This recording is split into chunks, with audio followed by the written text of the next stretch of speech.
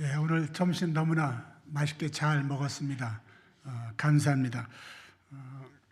근데 점심을 맛있게 먹은 건 좋은데 이제 졸려온 시간이 됐는데요.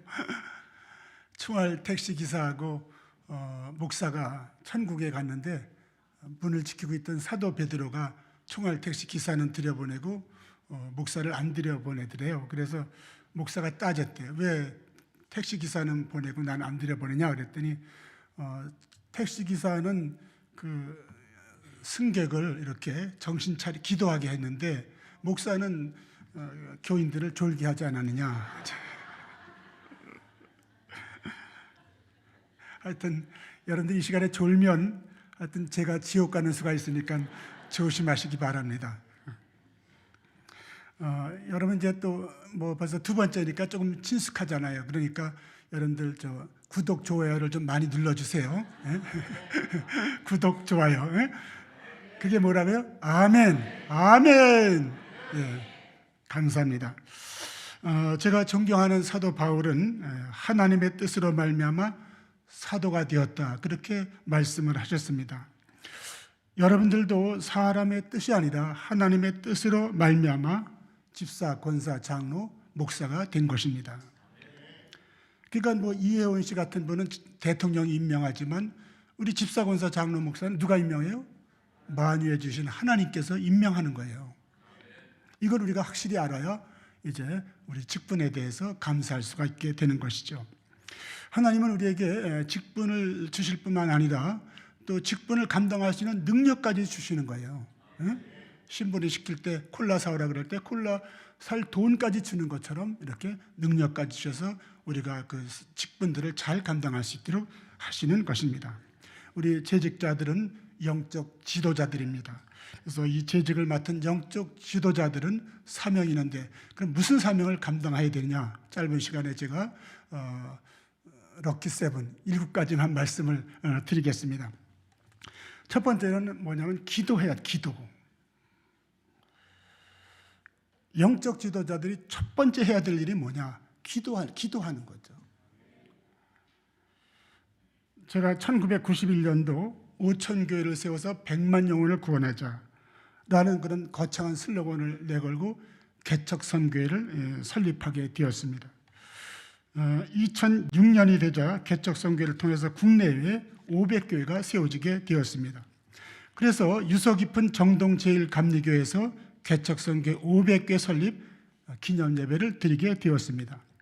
기념예배를 드리고 나서 하나님이 저에게 주신 말씀이 오늘 우리 사회자님께서 봉독해 주신 말씀이 되겠습니다. 그러니까 500교회를 세우고 5,000교회를 세우는 것도 중요하지만 너희들이 첫째로 할 일은 뭐냐? 기도하는 일이다.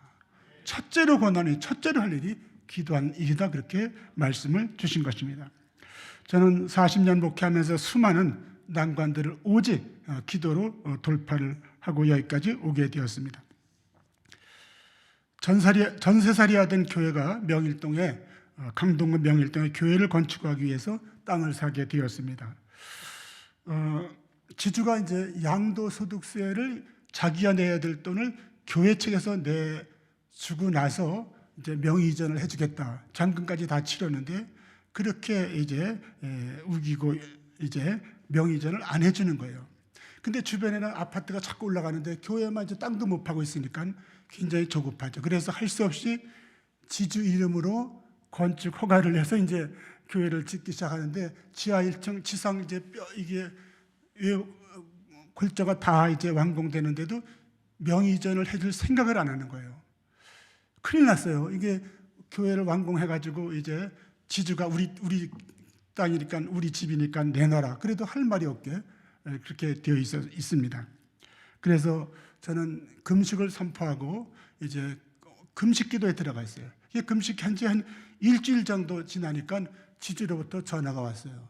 받아보니까 목사님 빨리 명의 이전 해줄 테니까 해가시오. 그래서 제가 이제 쫓아가서 어떻게 이렇게 일주일 만에 그 심경의 변화가 일어났습니까? 이렇게 여쭤보니까 자기가 이제 외정시대 때 그 일제강점기 때 양버스 운전했는데 그 자기가 운전하는 버스가 양평 다리를 건너가다가 추락하는 바람에 여러 승객들이 죽었다는 거예요. 자기는 이제 구상일생으로 살았는데요. 근데 뜬금없이 그때 이제 죽은 사람들이 귀신이 되어 나타나가지고 밤마다 괴롭혀서 그래서 자기가 왜 이런 일이 뜬금없이 일어나냐 곰곰이 생각해 보니까 대명교회를 괴롭혀서 그렇다는 것을 자기가 느끼게 됐다는 거예요. 그래서 빨리 이제 명의전을 해줄 테니까 해가라, 이제 그런 이야기였습니다. 그러니까 이 기도가 방법이죠. 기도가, 네? 기도가 해답이죠. 기도밖에 없는 것입니다.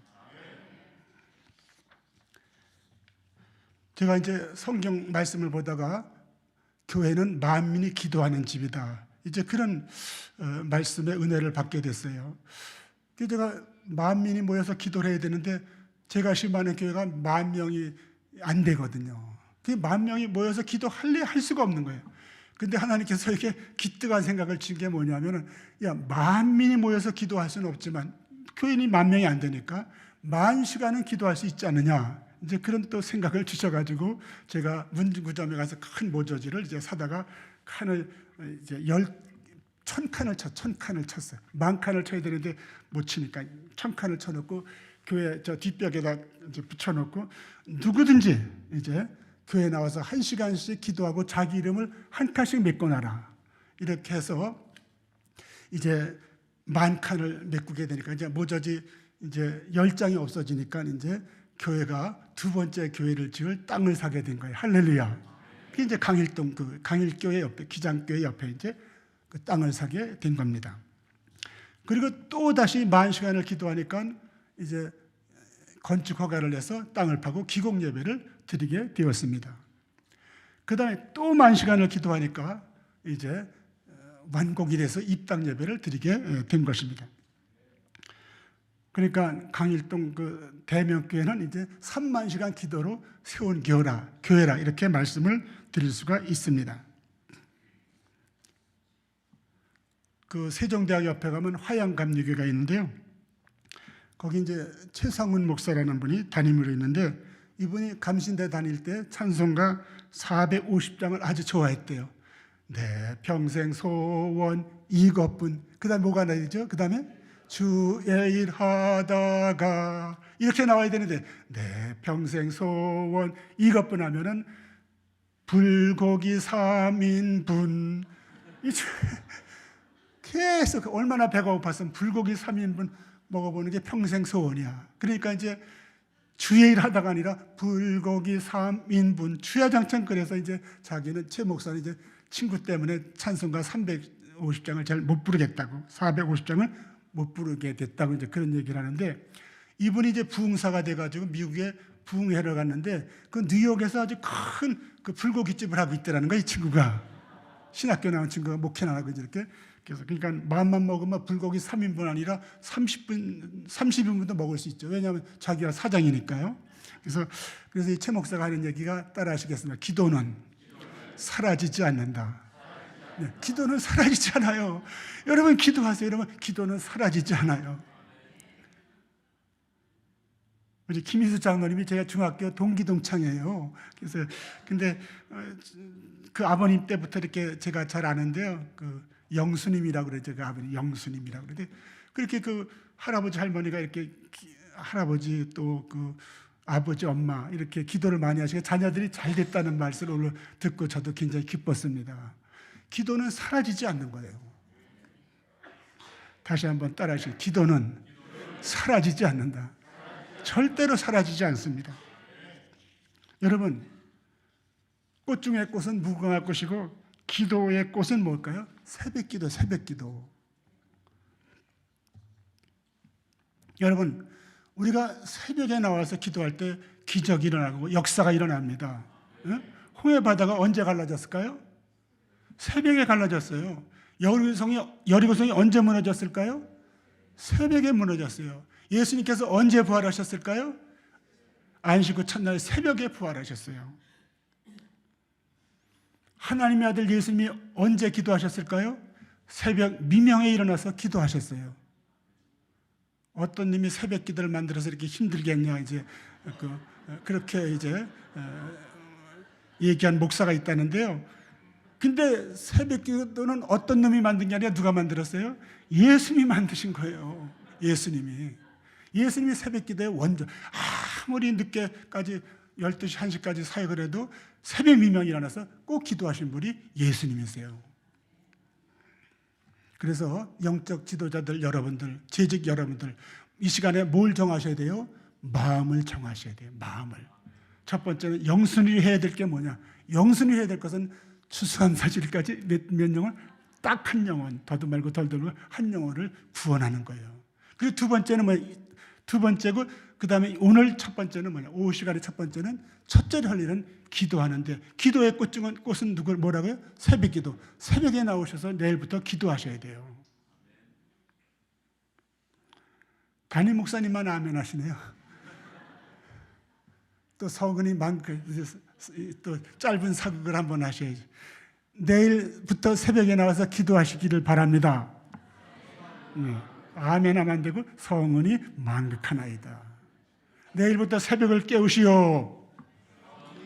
아멘. 네. 그러니까 예수님보다 더 잘난 분은 새벽 기도 안 나오셔도 돼요. 내가 예수님보다 조금 못하다 그러면 다 나오셔야 돼요. 다 나오셔서 이렇게 새벽을 깨워야 됩니다. 1년 365일을 새벽 기도하기로 작정하십시오. 여러분 1년이 어려워요. 어떻게 1년이 어려우면 얼마 단위로? 일주일 단위로. 내가 오늘부터 이번 일주일 이제 엿새 남았으니까 엿새 동안 새벽을 깨우리라. 그렇게 여러분들이 작정하세요.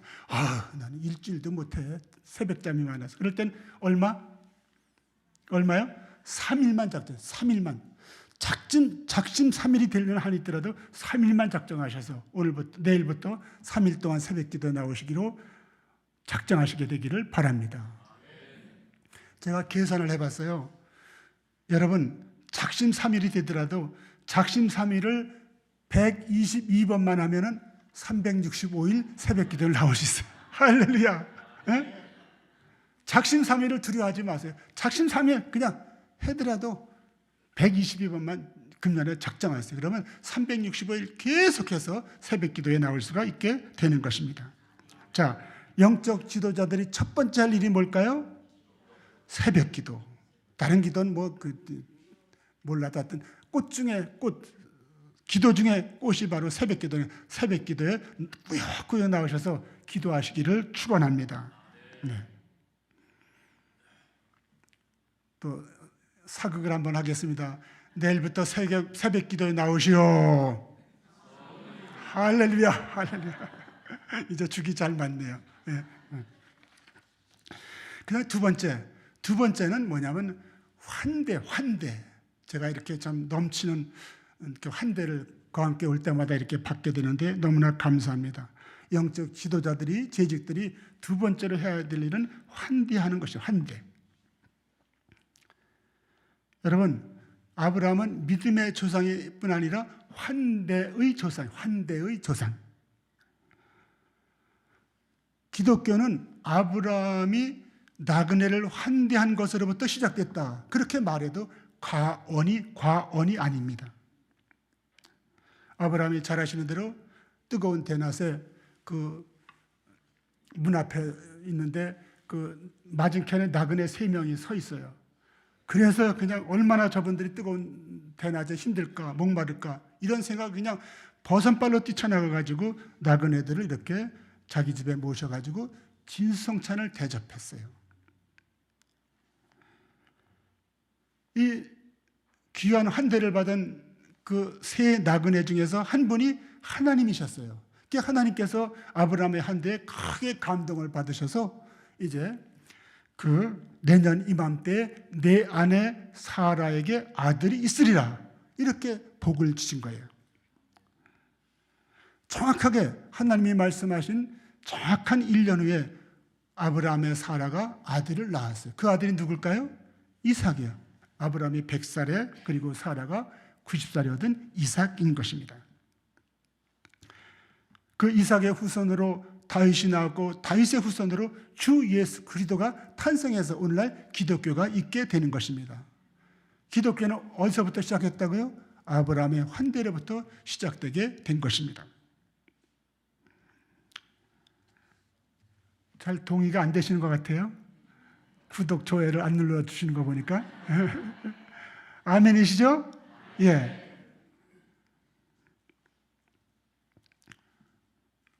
예수님은 환대의 왕으로 오셔가지고 어린이들을 환대하셨어요. 어린이들이 내 옷에 내게 오는 것을 용납하고 금하지 말라. 또 세리와 죄인들을 환대하시고 이방인들을 환대하셨습니다. 또 예수님은 자신의 그 핏값을 주고 이 음부의 권세가 이기지 못하는 교회를 세우셨습니다. 그리고 이 예수님의 정신을 이어받은 이 초대교회는 교제하고 음식을 나누는 환대하는 공동체예요. 그래서 재직들은 이 과함교회가 환대하는 공동체가 되도록 아주 최선을 다해야 되는 것입니다. 지금도 잘하고 계시지만 앞으로 더 잘하시게 되기를 축원합니다. 그리고 초대교회는 어떻게 부흥했느냐? 환대하는 것으로, 환대로서 초대교회가 부흥되게 된 것입니다. 그럼 환대가 뭐냐? 제가 이 짧은 시간에 또 이것만 얘기를 해도 또 하루 종일 또 얘기를 해야 되는데, 그럼 여러분들이 진짜 좋을 것 같아서 몇 가지 말씀드리는데요. 첫 번째, 따라하시기, 환대는 영접하는 것이다. 환대가 뭐냐? 환대는 영접하는 거. 아브라함은 나그네를 영접하지 않았습니까? 우리는 환대 왕으로 오신 예수님을 영접해야 합니다. 그 영접한 게 뭐냐? 요한복음 1장 12절에 보면 영접하는 거, 믿는 것이, 예수님을 믿는 것이 영접하는 거예요. 그 예수님이 뭘 믿느냐? 예수님께서 죄 때문에 죽을 수밖에는 나를 대신해서 십자가를 지셨다라는 사실을 아멘으로 받아들이는 것이 예수님을 믿는 것이, 그것이 예수님을 영접하는 거예요. 여러분, 예수님을 영접하셨습니까? 아멘. 네. 또 많은 분들은 예수님을 영접한 후에 예수님을 꼬다는 보리자루 취급하는 분들이 너무너무 많이 있어요. 그래서 예수님을 영접한 다음에는 조용히 이제 자기 마음속에서 뭐가 일어나요? 정권 교체가 일어나요. 정권 교체. 민주당 정부에서 무슨 국민의힘 정부를 이렇게 교체하듯이, 국민의힘에서 또 민주당으로 교체하듯이 그 마음에 정권 교체가 일어나야 돼요. 그러니까 지금까지 내 삶의 주인 노릇하던 나는 내려오고 누구를? 환대의 왕이신 예수님을 내 마음의 왕으로 모셔야 되는 거죠. 그래서 지금까지는 내 뜻대로 살았지만 앞으로는 어떻게? 오늘 이후 이제부터는 어떻게 돼요? 주님 뜻대로 살아야 되는 것이죠. 주님 뜻대로 살기로 했네, 뒤돌아보지 않겠네. 여러분, 조용히 마음속에 정권 교체를 일으키셔야 되기를 축원합니다. 예수님은 지극히 작은 자에게 한 것이 나에게 한 것이라 그렇게 말씀하셨습니다. 즉 그 목마른 자에게 냉수 한 그릇 준 것이 나에게 냉수를 준 것이라 그렇게 말씀을 하셨습니다.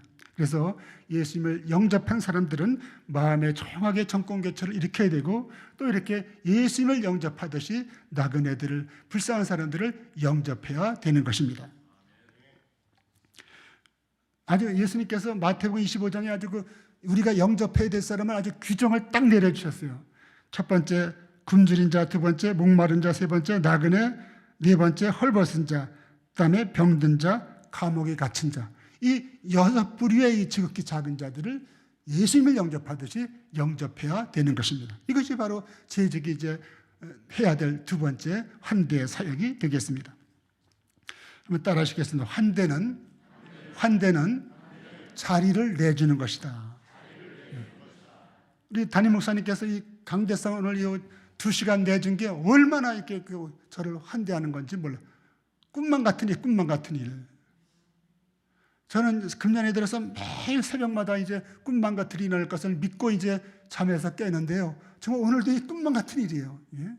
이 거룩한 성전에서 이 거룩한 시간에 이렇게 말씀을 전하게 된다는 게 꿈만 같은 일이죠. 이게 저를 이렇게 환대해 주시게 되는 것입니다. 아브라함은 나그네들을 이렇게 영접해가지고 이제 이렇게 오찬을 장만할 때까지 나무 그늘 아래 쉬게, 나무 그늘을 내주게 된 것입니다. 이것이 환대예요.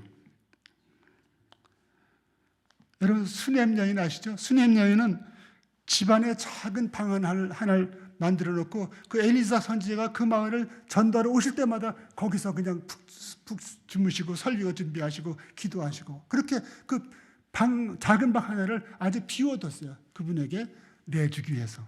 이게 이제 선지자를 환대하는 것이죠. 마리아와 요셉은 여행 중에 빈 방을 내주는 사람이 아무도 없어가지고 마룻간에서 예수님이 탄생하지 않았습니까? 너무나 참 안타까운 일이죠. 저는 이제 지하철을 탈 때마다 기적을 경험하게 되는데요.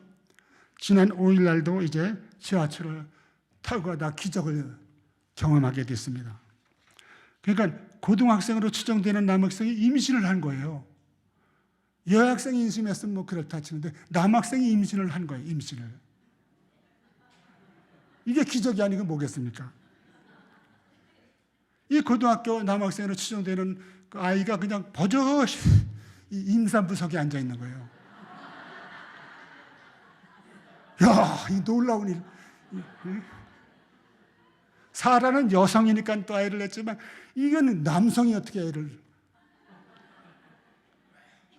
자, 임산부석은 뭐 하느냐? 임산부를 위해서 비워두라고 있는 거예요. 아무나 거기 앉으면 안 돼요. 할머니들도 앉으면 안 되고 할아버지들도 앉으면 안 돼요. 그건 항상 비워야 돼요.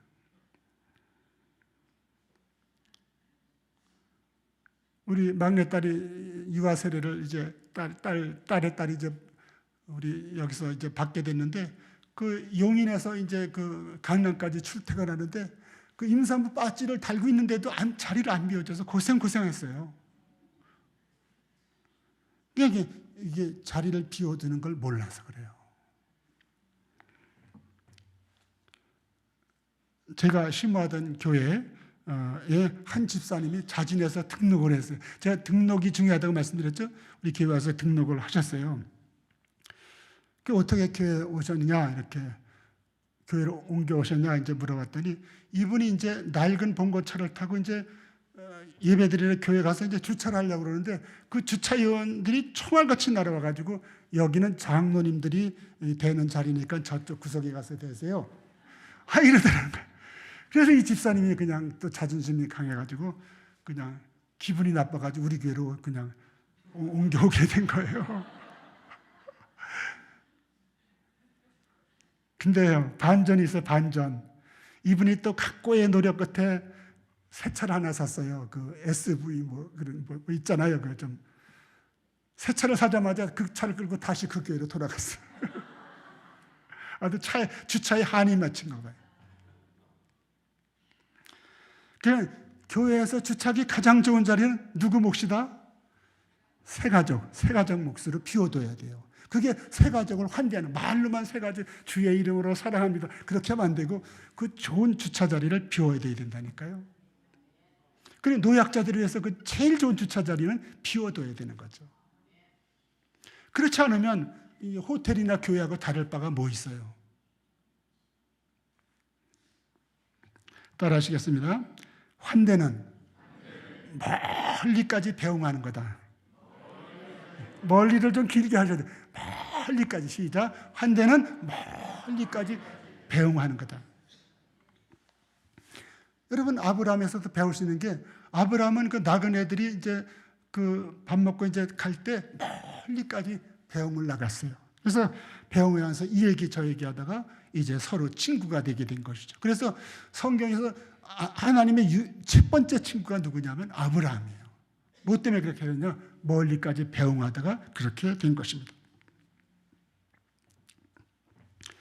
제가 은퇴를 하고 중고등학교 시절에 거함께는 이제 초등학교 시절에 그래서 그 중고등학교 시절에 다니던 고향교회를 방문하게 예배드리러 갔어요. 얼마나 예배드리고 싶어요. 그 추억이 깃든 그 장소에. 그래서 목회할 때는 이제 나도 설교해야 되니까 못 가고 은퇴하자마자 이렇게 그냥 큰 기대를 가지고 달려갔거든요. 근데 공교롭게도 그 주일에 담임 목사 군목 동기가 또 예배드리러 온 거예요.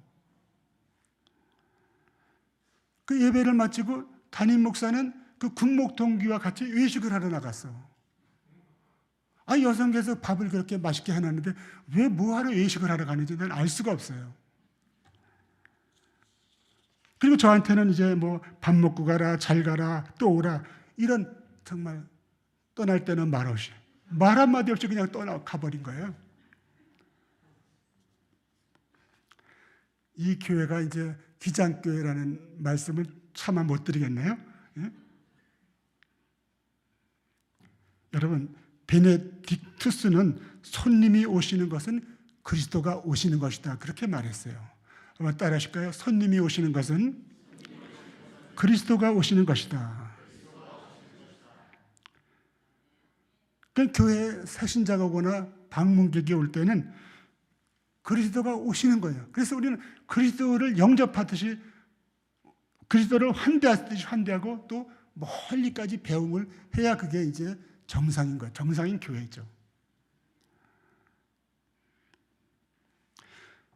정현종님이라는 시인은 방문객이라는 시에서 사람이 온다는 것은 실은 어마어마한 일이다. 어마어마한 일이다. 그렇게 말했어요. 한번 따라 하실까요? 사람이 온다는 것은 실은 어마어마한 일이다. 어마어마한 일이에요. 그러니까 교회 방문객이 왔다는 것은 어마어마한 분이 오신 거예요. 그래서 우리는 특별히 재직들은 이 방문객, 교회에 오는 방문객 한 사람 한 사람, 그 사람이 무슨 야쿠르트를 배달하러 왔든지 또 신문을 돌리러 왔든지 무슨 전기를 고치러 왔든지 하여튼 어마어마한 사람이 온 것으로 믿고 어마어마한 사람을 환대하듯이 환대하고, 또 갈 때는 잘 가 그러지 말고 멀리까지 배웅을 해야 되는 것입니다. 이게 바로 환대 사역, 환대. 우리 재직들은 환대 사역을 해야 되는데 이런 멀리까지 배웅하는 그런 환대 사역이 되어야 되겠습니다. 그 다음에 세 번째는 이제 칭찬하기. 영적 지도자들, 재직들이 세 번째로 할 일은 자꾸 칭찬을. 김정화 목사님께서 지난번에 제가 왔을 때, 세례 받을 때 왔을 때, 우리 거함교가 이제 암흑의 반주자, 암흑의 지휘자를 보유한 교회다, 이렇게 칭찬하시는 거 보고 감동을 받았어요. 그렇게 하는 거예요. 잠언 27장 21절 한번 보실까요? 잠언 27장 21절. 도가니로 시작.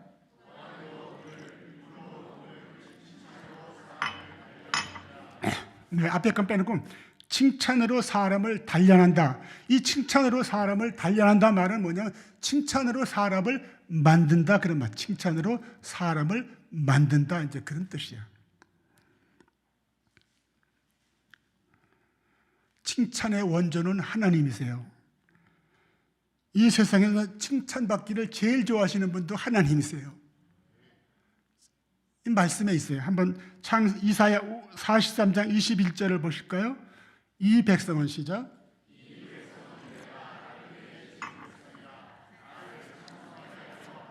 네, 하나님께서 우리를 지으신 것은, 재직들을 지으신 것은 찬송받기 위해서 지으셨다는 거죠. 오일하게 시간을 알기 위해서 시계를 만든 것처럼 찬송받기 위해서 우리를 지으셨다는 거죠. 그게 하나님을 찬송한다는 것은 하나님을 칭찬한다는, 하나님을 욕하는 게 아니라 칭찬하는 거예요. 그러니까 하나님은 다르게 말하면 우리를 왜 지으셨냐? 칭찬을 받기 위해서 지으신 거예요. 그러니까 하나님이 그만큼 칭찬에 목마르신 것이죠.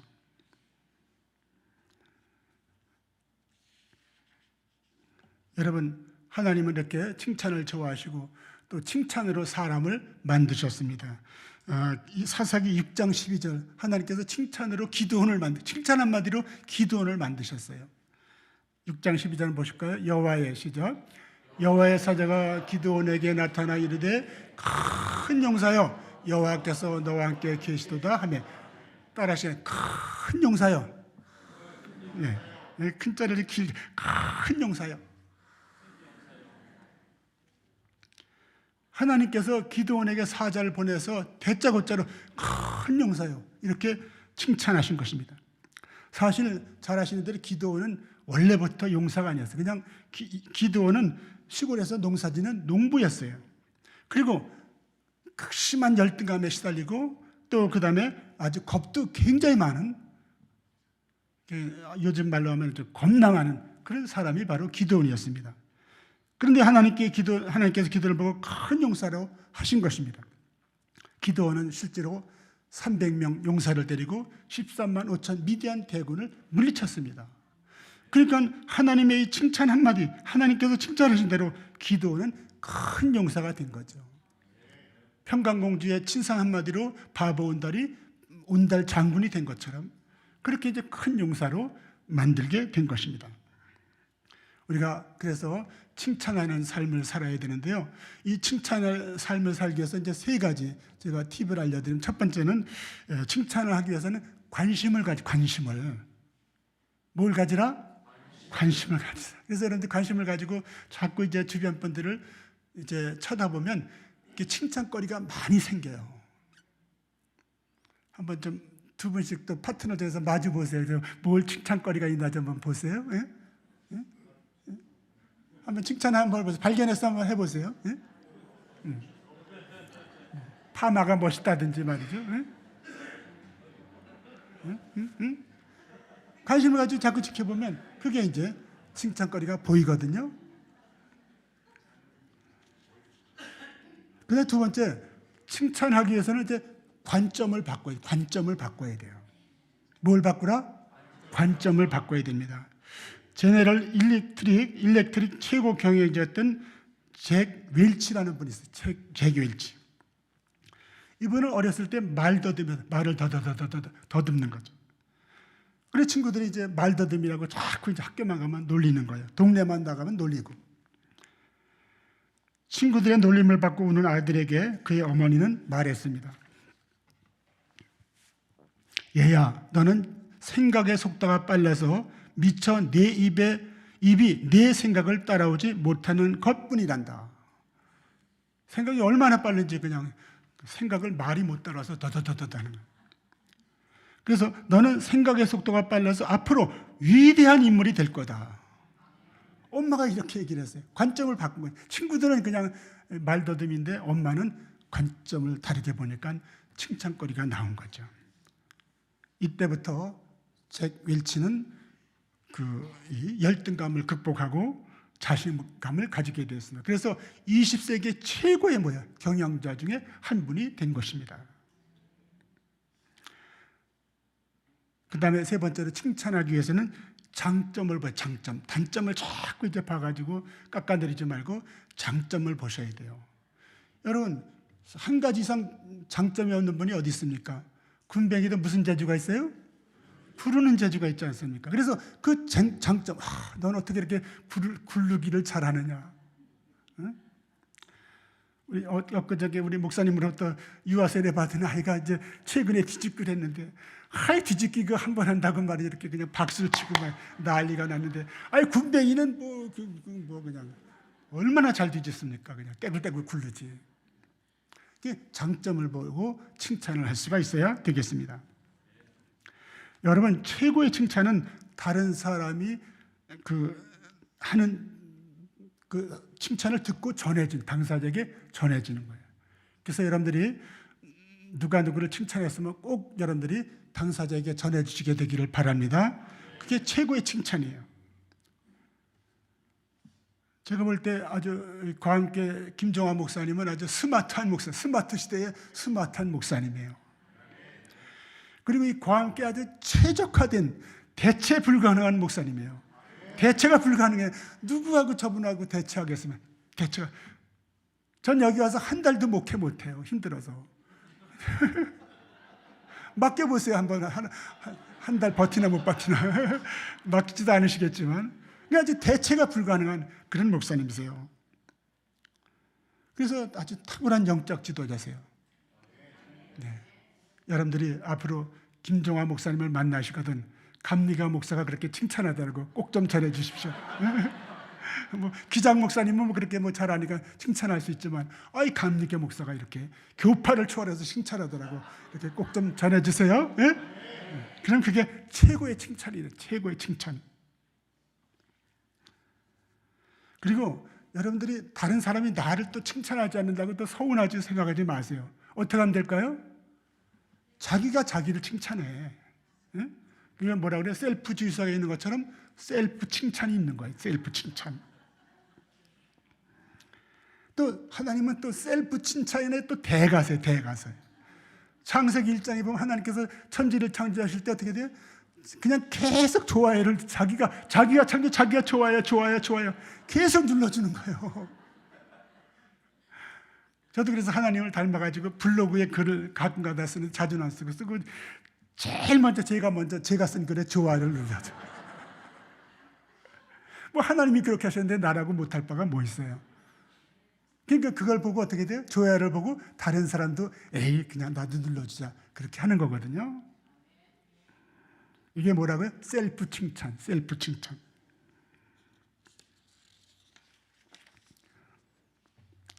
여러분, 칭찬에는 반드시 또 보상이 따릅니다. 공짜가 없어요. 제가 배제 대학교에 이제 출강을 할 때 한 학생이 시험 답안지 끄트머리다가 뭐라고 썼는지 아세요? 김영호 교수님은 300년 후에 요한 웨슬리로 평가받게 될 것입니다. 이렇게 써놨어요. 제가 제일 존경하는 요한 웨슬리 목사, 300년 후에 그렇게 이제 평가를 받게 될 것이라는 거죠. 그래서 저는 묻지도 않고 따지지도 않고 A 플러스를 딱 줬어요. 이 학생이 사람을 알아보잖아요, 사람을. 그러니까 A 플을 안 줄 수가 없는 거죠. 칭찬에는 뭐가 따른다? 보상이 따르는 거죠. 그 다음에 이제 네 번째, 우리 재직들이, 영적 지도자들이 해야 될 일은 감사하는 거. 따라 하시겠어요? 감사는 믿음의 척도다. 저는 이제 76km 나가는 걸 이제 이렇게 저울에 올라가 봐야 알거든요. 그럼 여러분들이 믿음이 있다는 걸 어떻게 잴 수 있어요? 저울에 올라갈 수도 없고 또 키를 잴 수도 없고. 그러니까 감사가 믿음의 척도예요. 믿음을 재는 척도예요. 입을 열었다면 감사하는 사람은 믿음이 있는 사람이에요. 입을 열었다면 그냥 짜증내고 원망과 불평하는 사람은 믿음이 없는 사람이에요. 우리는 왜 감사를 해야 될까요? 그것은 하나님 아버지의 명령이기 때문에 그렇습니다. 하나님 아버지는 범사에 감사하라라고 명령하셨어요. 범사에 감사하라라고 명령을 내리셨습니다. 우리는 이 명령에 순종할 자유밖에 없는 것이죠. 로마서 8장 28절을 보시겠습니다. 우리가 어떻게 그러면 범사에 감사할 수 있느냐 하는 해답이 나왔는데, 로마서 8장 28절 우리가 아시죠?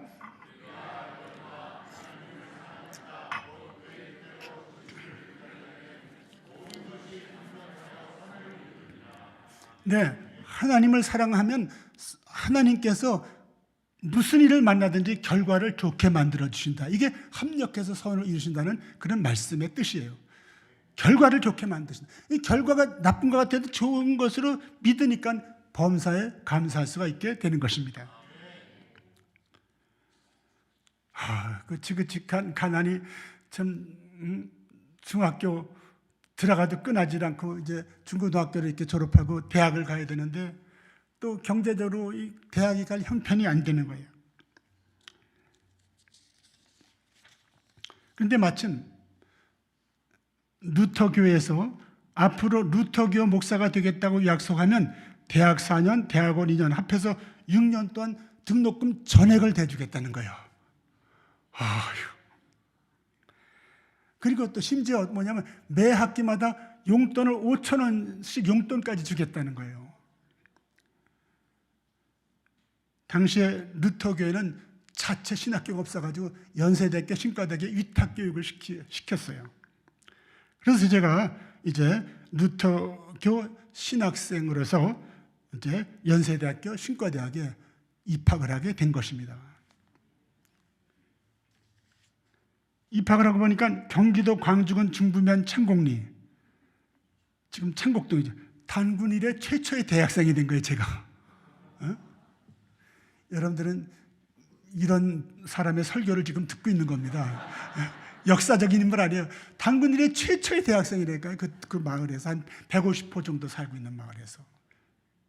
자신들을 공부를 안 시켜요. 아무리 돈이 많건 뭐 문전옥답 있어도. 근데 제가 최초의 대학생이 된 거예요. 그러니까 이 지긋지긋한 가난이 합력해서 뭘 이루신 거죠? 선을 이루어지, 결과를 좋게 만드신 거예요.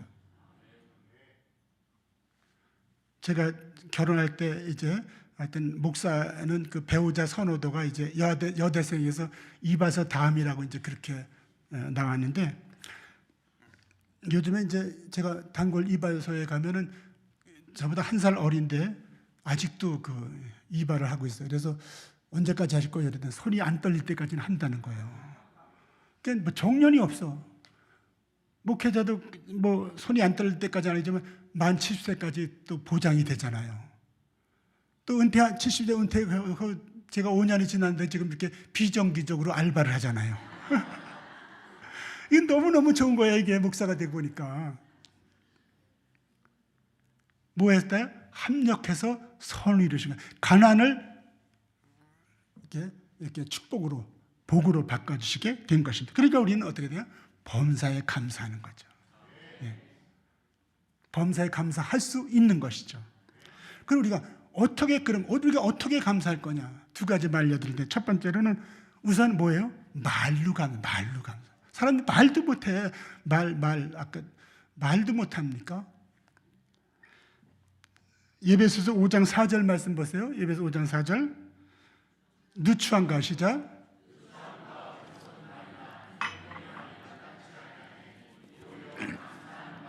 아멘. 무슨 말을 하라? 감사하는 말을 하라. 하도 감사하는 말을 하니까 그냥 감사하는 말을 하라 라고 이제 못을 박아서 명령을 내리시는 것입니다. 감사는 뭘로 한다? 말로 하는, 말로. 한번 따라 하시겠습니다. 받은 것을 받았다고 말하는 것이 감사다. 감사는 빵전에 받은 것을 받았다고 말하는 게 감사예요. 그래서 우리는 감사함을 입에 달고 살아야 되죠. 특별히 이 재직들은요. 재직들은 따라 하시겠습니다. 부족한 저에게 직분을 맡겨주셔서 감사합니다. 직분을 감당할 능력을 주셔서 감사합니다. 이 감사는 감사. 그리고 두 번째는 이제 물질로 감사. 그와 함께 재직 여러분, 그와 함께 지도자 여러분, 우리 구주 예수 그리스도의 이름으로 엄히 명하노니 매주일 감사금을 드리시기를 바랍니다. 아멘을 좀 약해. 매주일 감사금을 드리시기를 바랍니다. 네. 매주일 감사금을 드리세요. 그래서 그와 함께 주보에 나오는 감사금 영수기가 전주에 내 출석부가 되게 하셔야 돼요. 좀 머리가 두 자리면 좀 길어서 어렵다. 다시 한번 확인할게요. 그와 함께 주보에 나오는 감사금 영수기가 누구의 출석부? 전주일 내 출석부가 되게 해야 된다 이 말씀이죠. 감사금 영수기에 내 이름이 김용화 이름에서 김용화가 전주에 빠진 거예요. 골프 치러 간 거예요. 그러니까 꼭 매주일 감사금 하셔서 출석부가 되도록 그렇게 하셔야 되는 것입니다. 제가 김정화 담임 목사님으로부터 벌써 지난 7월 달에 설교 부탁을 받고 제가 단칼에 거절하려고 그러는데, 내가 꼭 광학교에 가서 기회가 되면 이 말씀을 드리고 싶어서 제가 예스 하고 설교를 수락하고 여기까지 오게 된 것입니다. 요 말 하고 싶어서 매주일 감사금을 드려요. 얼마나 여러분들이 믿음이 없으면 한 주일이 지났는데 감사거리가 하나도 없을까요? 하나는 주워 걸릴 거 아니겠습니까? 그러니까 매주일 무슨 이유를 붙여서라도 받은 복을 세우면서 감사금을 봉헌하시게 되기를 축원합니다. 그렇게 하실 거죠? 아멘. 저 조금 뒤에는 좀 아멘이 약간 그렇게 하실 거죠? 아멘. 네. 제가 주보로 검사할 거예요, 이제 다음 주부터.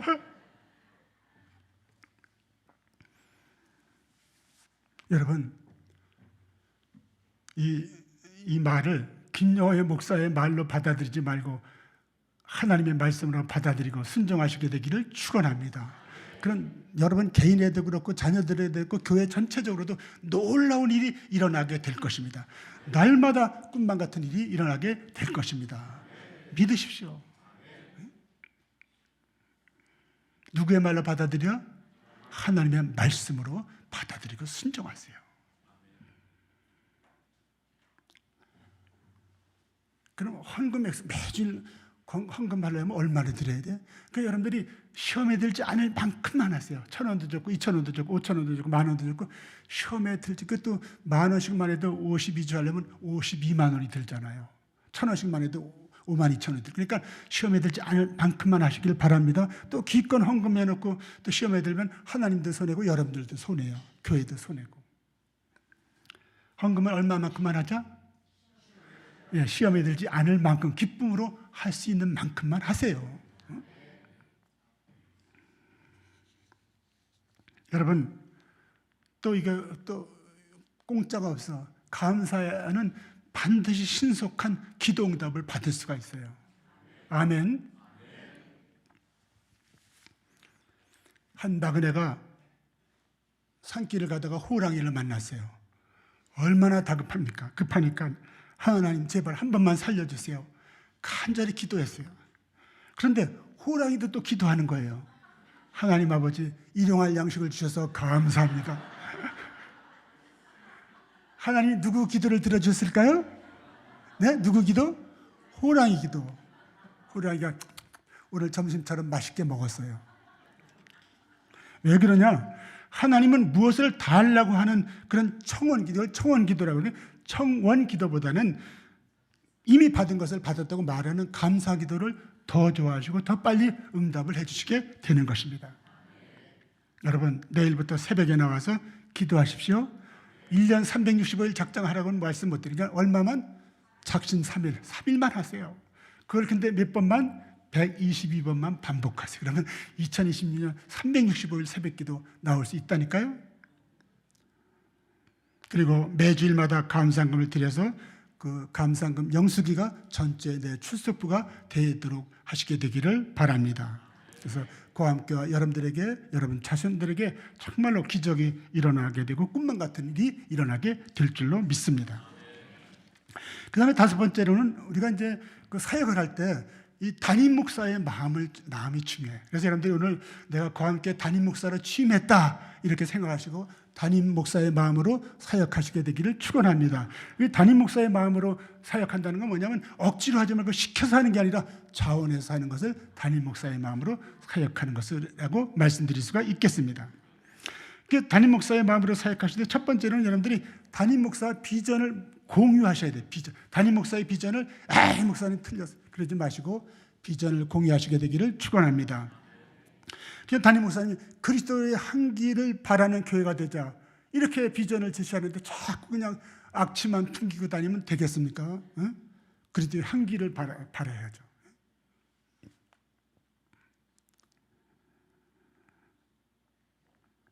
그 다음에 또 우크라이나에 교회를 세우시다 그러는데 한국에도 교회 없는 데가 많은데 꼭 우크라이나까지 가야 되겠습니까? 이렇게 말하면 안 되고 그냥 그 비전에 여러분들이 그 공유하시고 함께 이렇게 동참하는 것이 중요합니다. 또 지금 뭐 속절없이 교회들이 무너지고 있고요.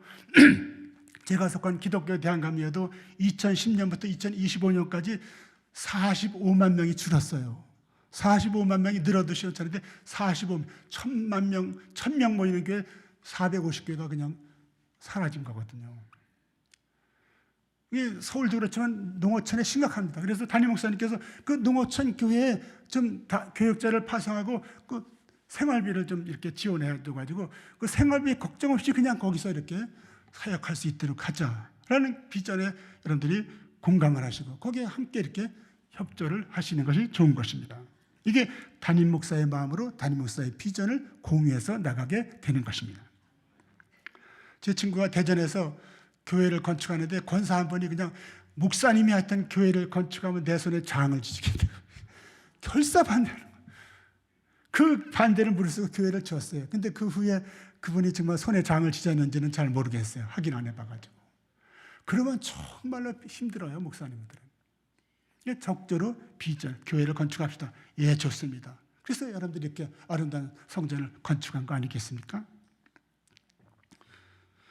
또 영적 지도자들은 담임 목사가 계속 성장할 수 있도록 그 필요를 채워줘야 돼요.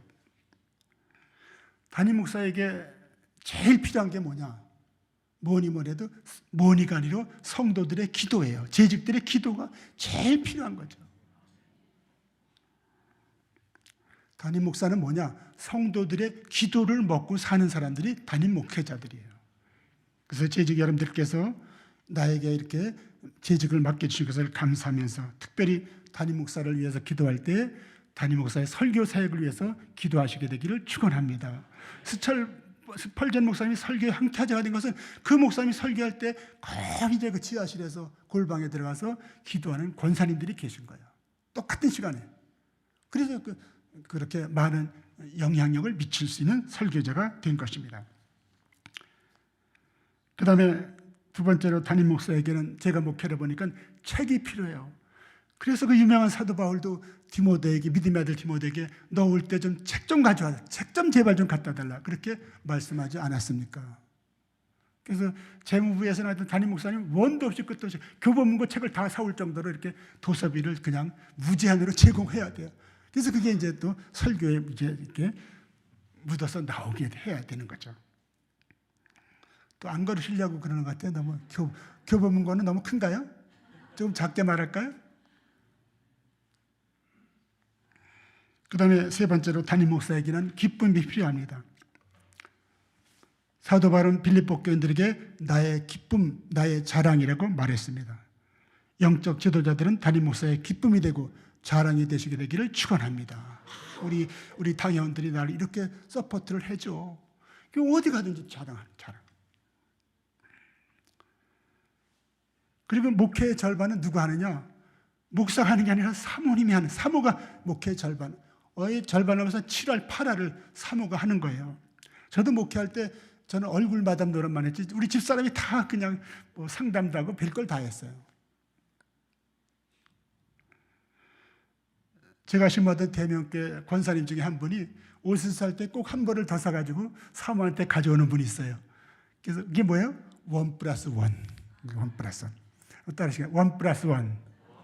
우리 권사님들께서 시장에 가서, 마천 시장에 가서 콩나물 살 때 1+1으로 하세요. 그래서 한 봉지는 이제 목사님 갖다 드리고 한 봉지는 끓여서 자식들하고 먹고. 이게 1+1이에요. 따라하시겠습니다. 건강한 교회는 사모가 행복하다. 사모가 행복한 교회가 건강한 교회예요. 그 사모의 필요를 여러분들이 공급해 주시는 재직 여러분들이 되시게 되기를 축원합니다. 그래서 목사님과 사모님이 행복하게 목회를 하게 해야 되는 것입니다. 영적 지도자들은 집사, 권사, 장로 되시는 분들은 적어도 1년에 한 번 이상 담임 목사에게 뭐 필요한 게 없습니까? 라고 물어보세요. 예, 차가용 비행기가 필요합니다. 아, 그래요. 여기 있습니다. 이 정도 돼야 되는 거죠. 한번 따라 하시겠습니다. 한번 목사님께 여쭤보시겠습니다. 목사님 뭐 필요한 거 없습니까? 예? 목사님 뭐 필요한 거 없습니까? 예? 자주 하면 또 여러분들 또 경제적으로 또 문제가 생기니까 1년에 한 번씩만 딱 한 번씩만 하셔가지고 그래서 필요를 채워주셔야 돼요. 그리고 이렇게 필요는 못 채워줄 망정 그 재직들은 담임 목사를 가슴 아프게, 사슴 아프게 그렇게 해서는 안 되는 것입니다. 한 목사님이 그 태국에 가서 코끼리 쇼를 보게 됐습니다. 그 이제 조련사가 코끼리를 이제 울게 하는 사람에게는 100불을 주겠다. 그렇게 얘기를 했어요. 그래서 그 사람들이 여러 사람이 둘러서 나가서 코끼리를 아무리 울게 하려도 울질 않는 거예요. 근데 한국 목사님이 이제 나가서 코끼리가 되고 이제 야, 너 나랑 한국 가서 목회하자. 그랬더니 그냥 코끼리가 대성통곡을 한 대성. 태국의 코끼리도, 말 못한 코끼리도 한국에서 목회하는 게 어려운 걸 아는 거예요. 응?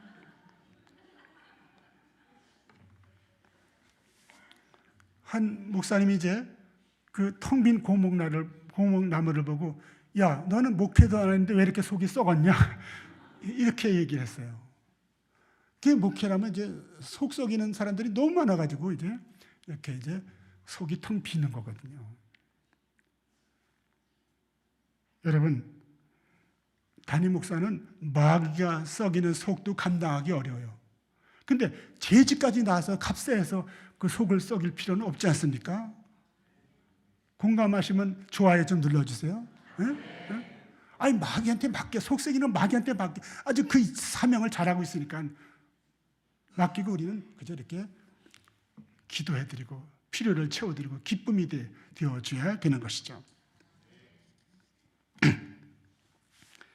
제가 지방에서 목회하는 기장 목사님 4분을 만났어요.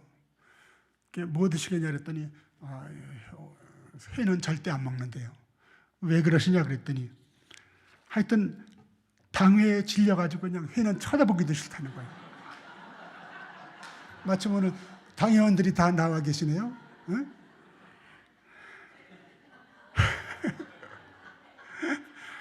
다음에 담임 목사님 한번 횟집에 모시고서 한번 드시나 한번 보세요. 응?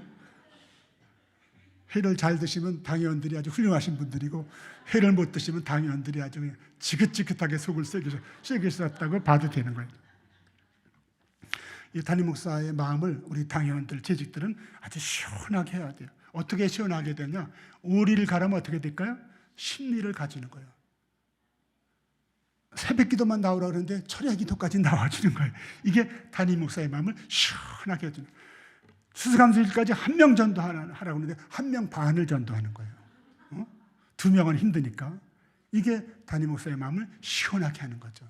다 그렇게 하실 줄로 믿습니다. 그 다음에 6번째로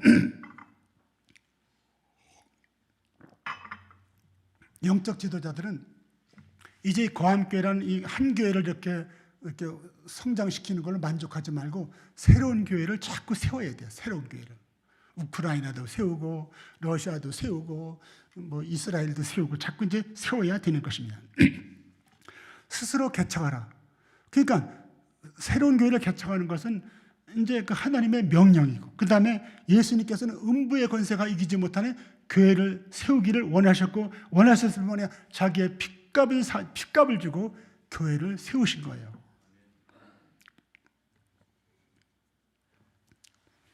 제가 감리교 목사가 돼서 한 가지 의문이 생겼어요. 왜 아펜셀러 선교사하고 언더우 선교사가 1885년 4월 5일 부활절 아침에 재물벌당에 똑같이 이렇게 와서 선교를 시작했는데 한국 감리교보다 한국 장로교가 10배는 더 성장했어요.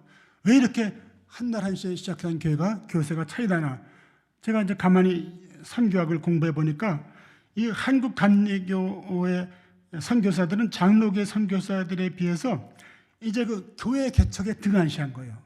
감리교 선교사들은 한국에 와가지고 초기 감리 선교들은 학교하고 병원 세우는 데 주력했는데 장로교 선교사들은 교회 세우는 데 주력을 하게 된 겁니다. 그래서 이 초기 선교사들의 이런 선교 전략이 바로 이제 그 감리교 장로교의 후배들에 의해서 고착되게 된 거예요. 이것이 이제 감리교 장로교의 사역을 이렇게 교세를 차이나게 만든 것입니다.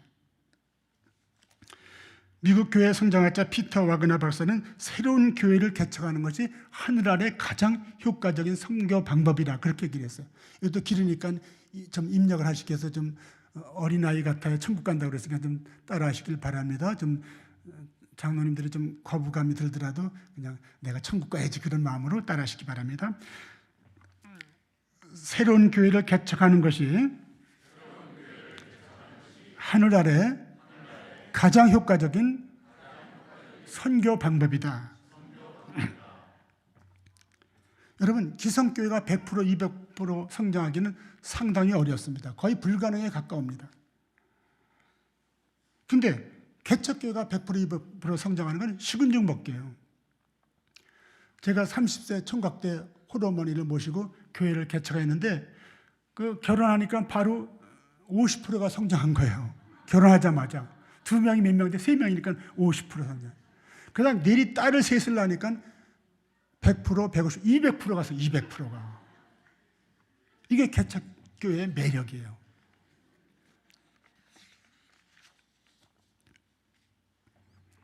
이런 새로운 교회를 세우는 것은 최소 비용으로 최대 이렇게 선교 효과를 얻게 되는 것입니다. 따라 하시겠습니다. 고구마 심은 데 고구마 나야 한다. 고구마 심은 데 고구마가 나야 된다. 이건 무슨 말씀을 드리고자 하면 교회를 심은 데는 교회가 나야 되는 거죠. 그래서 교회 개척을 영어로 처치 플랜팅이라 해요. 플랜팅이 뭐냐면 심는 거예요. 그러니까 교회를 심은 데서는 뭐가 나와요? 교회가 나와야 되는 거죠. 거함교회를 70년에 지났으면 우크라이나의 교회가 나와야 되는 거죠. 이건 너무너무 잘하시는 일이에요. 교회 심은 데서 뭐가 나왔어요? 우크라이나 교회가 나온 거죠. 따라 하시겠습니다. 성도는 교회를 세워서 영원히 산다. 성도는 교회를 세워서 영원히 사는 거예요. 이게 영자도 좀 길게 영원히 사는 거예요. 이거 누가 만들어낸 말인지 아세요? 잘 모르시죠? 김영호가 만듭니다. 김영호라는 사람이 만든 거예요. 이게 어디서 힌트를 얻었느냐? 호랑이는 죽어서 가죽을 남기고 사람은 죽어서 이름을 남기는데 성도는 교회를 세워서 영원히 사는 거죠. 아펠레 선교사는 한국에 와서 정동제일 감리교를 세워서 영원히 사는 거예요. 제가 감리교 전국 장로 수련회에서 특강을 1시간 한 적이 있어요. 거기 가서 이제 제가 주특기가 그러니까 교회는 성도는 교회를 세워서 영원히 삽니다. 이렇게 얘기를 했더니 한 장로님이 은혜를 받고 이제 칠순잔치를 맞았는데 야 칠순잔치 해주지 말고 돈으로 갖다 다오. 그래서 그 자녀들이 해준 700만 원을 저한테 가져와서 교회 세우는데 써주세요. 이렇게 해서 제가 그걸 이제 필리핀에 보내가지고 교회를 건축했어요. 할렐루야. 그리고 이분이 또 조금 후에 이제 몇 년 후에 결혼 60주년을 맞이했어요. 그래서 결혼 60주년을 기념해서 또 이제 돈을 800만 원이가 1000만 원이가 갖다 주길래 또 태국에 이제 그 국경 지역에 교회를 또 세웠어요. 그러니까 이 성추리 장로님 이제 90노인이지만 이제 이분이 세운 그 태국 교회, 필리핀 교회를 통해서 그 교회가 존재하는 한에 영원히 전도하고 교회를 개척하고 선교사를 파송하고 이렇게 구제하고 그런 일들을 하게 되는 것입니다. 그래서 성도는 교회를 세워서 영원히 사는 것입니다. 그와 함께 지도자 여러분, 재직 여러분, 결혼 기념교회, 결혼 60주년 기념교회, 70주년 기념교회 혹은 또 칠순 기념교회 하여튼 기념되는 교회를 많이 세우시게 되기를 축원합니다. 그래서 정말로 이제 하나님의 부르심을 받더라도 이 땅에 여러분들이 세운 교회가 계속해서 전도하고 교회를 개척할 수 있도록 시스템을 우리가 만들어 놓고 이제 하나님 앞에 가야 되는 것입니다. 따라하시겠습니다. 성도는 교회를 세워서 영원히 산다. 야, 여러분 지루한 시간을 잘 참아주셨습니다. 마지막입니다. 이제 마지막. 조금만 참으세요. 더 참으세요. 이왕 참는 거. 따라하시겠습니다. 세계를 품은 그리스도인이 되라. 마지막으로 제가 호소드리고 싶은 것은 세계를 품은 그리스도인이 되라. 뭘 품으라고요? 세계를 품은 그리스도인이 되어야 됩니다. 영적 지도자들이 7번째 마지막으로 할 일은 세계를 품은 그리스도인이 되는 것입니다. 하나님 아버지는 이 세상의 모든 사람이 구원받기를 어중이 떠중이 할 것이 다 구원받기를 원하시는데 그런데 현실은 이 세상에는 복음을 한 번도 들어보지 못한 사람들이 너무너무 많이 있는 거예요. 제가 미얀마 시골 마을에 교회를 건축하고 봉헌식을 하러 갔습니다. 그럼 봉헌식을 하기 전에 이제 그 교회 주변에 이제 한 바퀴 도는데 그냥 꾸역꾸역 어디서 이렇게 이제 사람들이 거의 다 따라 나와가지고 이제 교회 와서 같이 봉헌 예배를 드리게 됐습니다.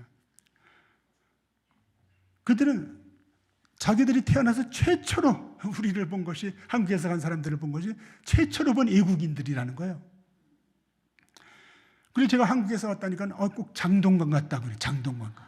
또 한국에서 여자분들은 장로님들 권사님 전부 다 고소영 같다고 이제 경외하는 눈으로 쳐다보는 거예요. 처음 보니까. 누가 이들에게 가서 복음을 전하고 교회를 개척하겠습니까? 과거에는 미국을 비롯한 서구 교회가 이 일을 감당했어요. 그런데 서구 선교는 지금 퇴조하고 있어요. 퇴조하고 있어요. 과거에 세계 부의 50% 이상을 가지고 있던 미국은 지금 현재 세계 최대의 외채 국가가 됐어요. 빚이 제일 많은 국가가 됐고, 그 다음에 세계 최고의 무역 적자 국가가 됐어요. 그러니 미국이 더 이상 이제 선교를 감당하고 싶어서 감당을 못하는, 그래서 서구 선교사들이 철수하게 되고, 또 철수했으면 그만큼 한 명 철수하면 두 명을 보내야 되는데 계속 새로운 선교사가 증파되지 못하고 있어요. 지금 현재 세계 선교의 촛대는 한국에 옮겨왔다, 그와 함께 옮겨왔다, 그렇게 말씀드려도 과언이 아닌 것입니다. 역사적으로 이제 복음은 서진했어요. 예루살렘에서 안디옥으로, 안디옥에서 로마로, 로마에서 영국으로, 영국에서 미국에서, 미국에서 한국으로, 한국에서 또 아프리카, 우크라이나, 또 동남아시아로 이렇게 퍼져나가게 되어 있습니다.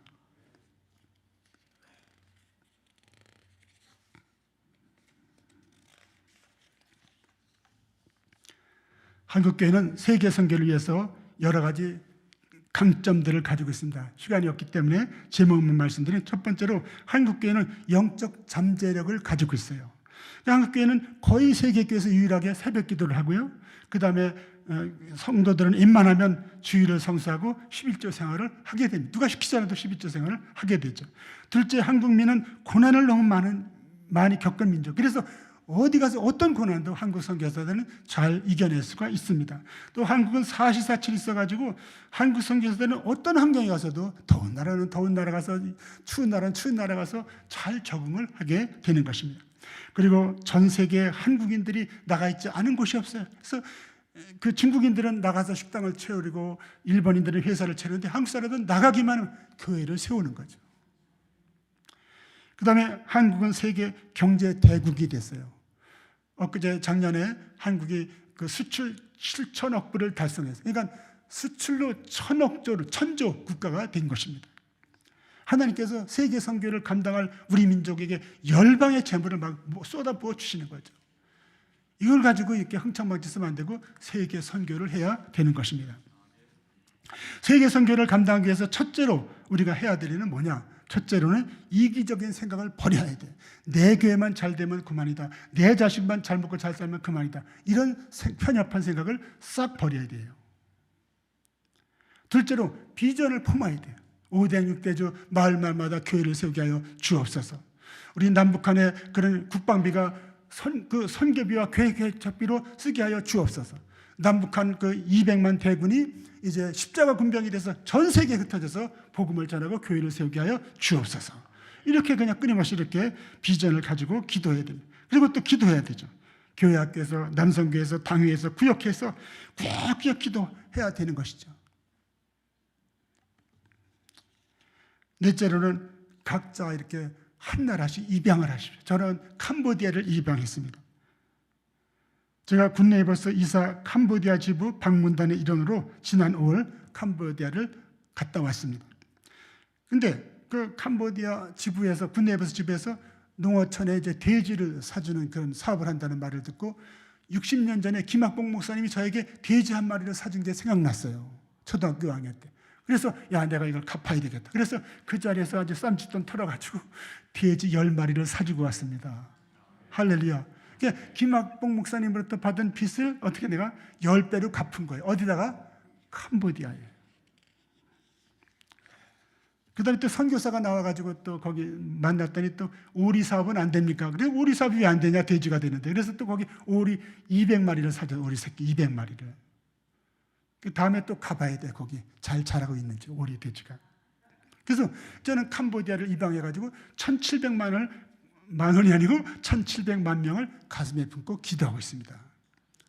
여러분 다 한 나라씩 골라 잡으시기를 바랍니다. 우크라이나를 잡든지 캄보디아를 잡든지 잡아서 이렇게 입양을 해서 계속 그 나라를 바라보면서 기도하는 거죠. 그리고 바라보고 기도만 할 뿐 아니라 그 땅을 밟아야 돼. 그 땅을. 자, 마지막으로 창세기 13장 17절, 너는 일어나. 한번 보실까요? 너는 시작. 너는 일어나 그 땅을 종과 행으로 두루 다녀보라. 내가 그것을 내게 주리라. 그러니까 그 가나안 땅을 주는데 그냥은 거저는 안 줘. 어떻게 할 때 준다? 그 땅을 가서 밟고 다닐 때, 종과 행으로 이렇게 밟고 다닐 때 그 땅을 주겠다는 거죠. 우리 과학계 청년이 산티아고 순례길을 왔다는데 거기 가서 밟고, 또 그 다음에 또 뭐 단기 성경한다는데 거기 땅을 가서 밟고, 너무 잘하는 것이고, 야, 너 지금 일어나고 어떻게 거기 가냐, 그렇게 야단치지 마시고 좀 엽이라도 좀 보태주세요. 그래서 그냥 격려해야 돼. 그 땅을 밟으러 가는 사람들을. 그래서 자꾸 이렇게 자기가 맡은 그 입양한 나라를 밟고 다닐 때 전 세계가 이제 복음화가 이루어지게 되는 것입니다. 자, 마지막으로 제가 이제 선물 하나 낮 시간에 가져왔다고 말씀드린데 지금 드릴 차례가 되었습니다. 제가 1990년도 초에 브라질 마나우스라는 그런 지역에 교회를 개척하고 건축하고 봉헌식을 하러 갔습니다. 그 봉헌 예배 때 사회를 보던 마테우스라는 평신도 지도자가 강고 시간에 한국에서 이렇게 교회를 세워주고 선물까지 가져왔으니까 우리도 좀 선물을 드려야 되겠으니까 앞으로 나오라고 그래서 제가 약간의 그 기대를 가지고 이제 앞으로 나갔는데, 선물을 안 주고 고린도후서 9장 8절 말씀을 읽어주고 이게 선물이니까 들어가라. 그래서 참 제일 싱거운 선물도 다 했다 이렇게 생각했는데, 그 귀국한 후에 자꾸 그 말씀을 곰곰이 씹어보니까 이게 뭐 엄청난 선물이에요. 이게 아파트 한 채보다 뭐 자동차 한 채보다 더 큰 선물이에요. 그러니까 고린도후서 9장 8절 한번 보실까요? 이게 제일 중요합니다. 하나님이 시작. 하나님이 능히 모든 은혜를 너에게 넘치게 하시나니 이는 너희로 모든 일에 항상 모든 것이 넉넉하여 모든 착한 일을 넘치게 하게 하려 하시니라. 착한 일이 뭐냐? 하나님 보시 착한 일은 전도하고 교회 개척하는 거죠. 그래서 모든 일에 항상 모든 것이 넉넉한 은혜를 주셔서 착한 일을 더 많이 하게 하신다라는 말씀인 것입니다. 아멘. 네. 좋아요를 안 눌러주셔서 제가 누른 거예요. 제가 한번 따라하시겠습니다. 모든 일에 항상 모든 것이 넉넉한 은혜를 주신다. 믿으면 아멘. 아멘. 아멘. 아주 완벽하고 구비된 은혜입니다. 제가 이게 브라질에 가서 거저 받아왔으니까 여러분들에게도 거저 이 선물로 나눠드리니까 꼭 기억하시게 되기를 축원합니다. 그래서 여러분의 삶이 더욱더 윤택하게 되시기를 축원합니다. 기도하시겠습니다. 사람을 통해서 역사하시는 하나님 아버지, 부족한 저희들에게 존귀한 직분을 맡겨주셔서 감사합니다. 직분을 감당할 능력을 주셔서 감사합니다. 내일부터 전 재직이 새벽에 나와서 기도하게 하옵소서. 아브라함이 나그네를 환대한 것처럼 나그네를 환대하는 삶을 살게 하옵소서. 서로 험담하지 말고 칭찬하는 공동체가 되게 하여 주옵소서. 합력해서 선을 이루어 주실 것을 믿고 범사에 감사하게 하옵소서. 매주일 감사금을 봉헌해서 주보에 나오는 헌금 영수기가 전주 나의 출석부가 되게 하옵소서. 담임 목사의 마음을 주셔서 자원하는 마음으로 사역하게 하옵소서. 살아 생전에 기념교회를 개척해서 영원히 살게 하여 주옵소서. 세계를 품은 그리스도인이 되게 하여 주옵소서. 모든 일에 항상 모든 것이 넉넉한 은혜를 주실 줄 믿고 나를 사랑하시는 예수님의 이름으로 기도드리옵나이다. 아멘.